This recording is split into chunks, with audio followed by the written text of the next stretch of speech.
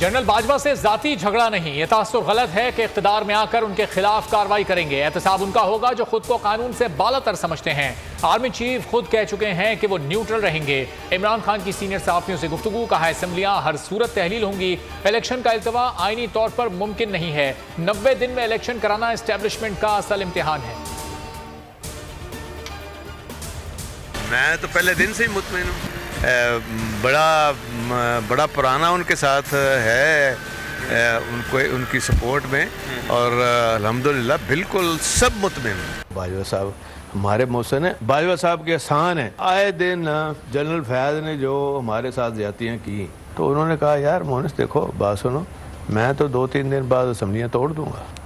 तो हमने कहा जी ठीक है आप तोड़ दें।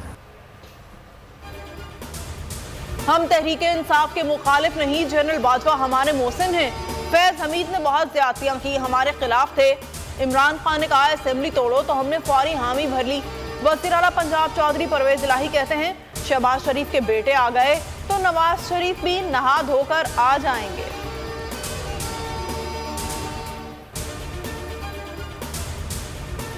चौधरी परवेज इलाही के बयान पर तहरीक इंसाफ में तशवीश। मोनिस इलाही इमरान खान से मुलाकात के लिए जमान पार्क पहुंच गए। ज़राए के मुताबिक मोनिस इलाही ने वज़ीर आला पंजाब के बयान पर इमरान खान को एतमाद में लिया। इमरान खान ने परवेज इलाही के बयानात पर शिकवा किया। मुलाकात में फवाद चौधरी भी मौजूद थे। मोनिस इलाही ने ट्वीट में लिखा हमारा इत्तेहाद कायम रहेगा, नून लीग अपना मातम जारी रखे। कप्तान की सियासी चाल, पीडीएम बदहाल, 3 घंटों में 3 बड़ी मुलाकातें। शहबाज शरीफ की चौधरी शुजात से मुलाकात, फिर आसिफ जरदारी को इस्लामाबाद से मदद के लिए बुलाया। आसिफ जरदारी फौरी लाहौर पहुंचे, पहले शहबाज से फिर शुजात से मिले, हल कोई ना निकल सका। पुराने ऑप्शंस पर गौर, एक दूसरे को तिफल तसल्लियां।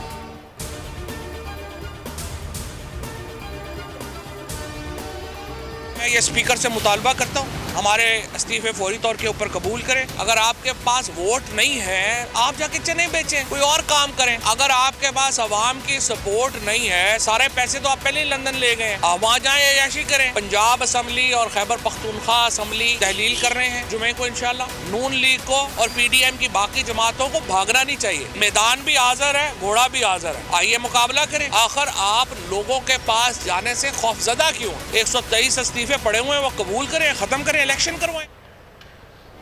तहरीक इंसाफ का इस्तीफों की तस्दीक के लिए स्पीकर कौमी असम्बली के सामने पेश होने का फैसला। फवाद चौधरी कहते हैं स्पीकर के पास जाकर इस्तीफों की तस्दीक करेंगे। अगर हुकूमत के पास वोट नहीं तो चने बेचें। मैदान भी हाजिर है और घोड़ा भी। ऐसे ही ब्रेन ड्रेन होता रहा तो मुल्क अफगानिस्तान बन जाएगा। मुल्क पर नए मंगोल मुसल्लत हैं। महंगाई से घर चलाना मुश्किल हो गया। पाकिस्तान की सियासत इमरान खान के गिर्द घूम रही है।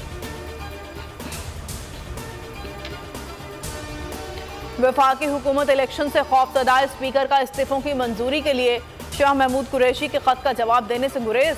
ज़राए के मुताबिक पीटीआई अरकान ने मंगल को ऐवान में इस्तीफे देने की कोशिश की तो स्पीकर फौरी इस्तीफे कबूल करने से इनकार कर देंगे। बारी बारी चैम्बर में बुलाकर तस्दीक का कहेंगे। वज़ीर आज़म का खुद साख्ता जिलावतन, नवाज शरीफ से राब्ता, लड़खड़ाती रही हुकूमत को बचाने के लिए मुशावरत।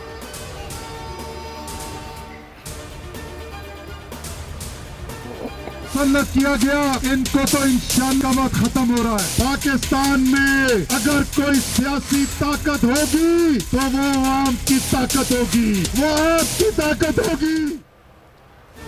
कोयटा के हॉकी ग्राउंड में तहरीक इंसाफ का पावर शो। असद उमर ने कहा इमरान खान को हटाकर इन चोरों को मुसल्लत किया गया। हराम का पैसा इस्तेमाल करके मुल्क की तरक्की रद्द की गई। चेरी ब्लॉसम को मुसल्लत किया गया। कासिम सूरी बोले हमारे मुंतखब हुकूमत साजिश से गिराई गई। इंपोर्टेड हुकूमत महंगाई का तूफान ले आई। 13 जमातों के चोर यकजा हो चुके हैं।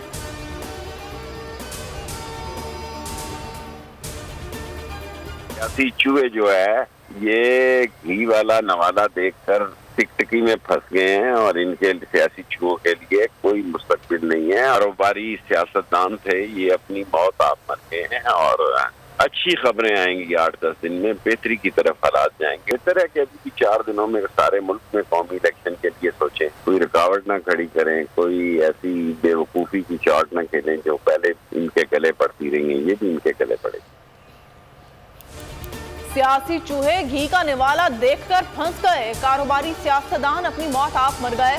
शेख रशीद की बोल न्यूज से गुफ्तगू, कहा 8 से 10 दिन में अच्छी खबरें आएंगी। हालात बेहतरी की तरफ जाएंगे। बेवकूफ़ी के शॉट्स इनके गले पड़ेंगे।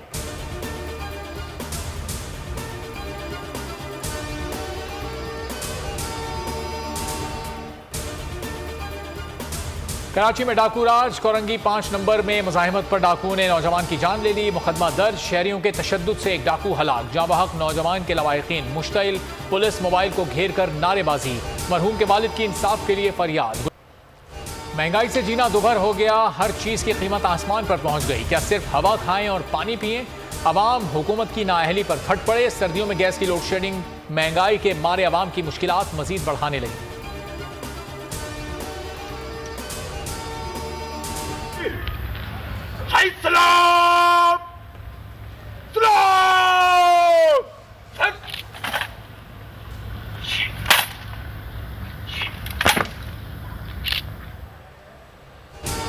लकी मरवत में दहशतगर्दों का थाने पर हमला, 4 पुलिस एहलकार शहीदों की नमाज जनाजा पुलिस लाइन में अदा।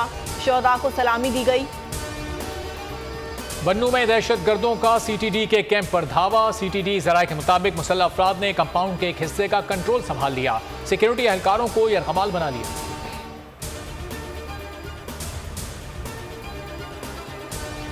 लांस नाइक मोहम्मद महफूज शहीद निशान हैदर को 51 में यौम शहादत पर खिराज अकीदत पेश किया गया। महफूजाबाद में पिंड मलका में मज़ार पर सलामी दी गई, फूल चढ़ाए गए। 1971 की जंग में लांस नाइक महफूज वाघा बॉर्डर पर दादे शुजात देते हुए शहीद हुए।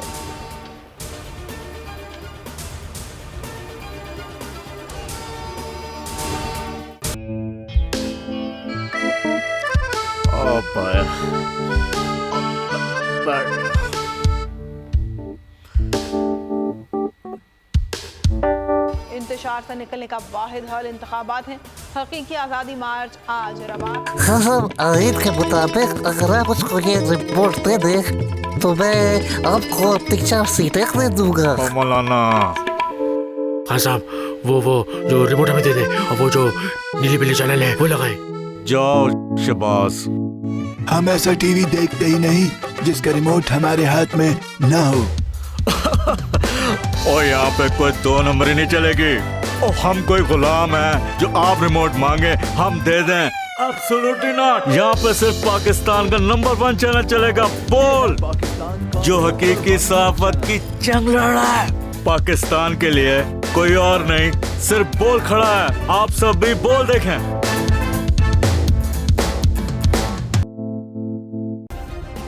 सब्सक्राइब करें और बेल दबाएं ताकि कोई खबर रह न जाए।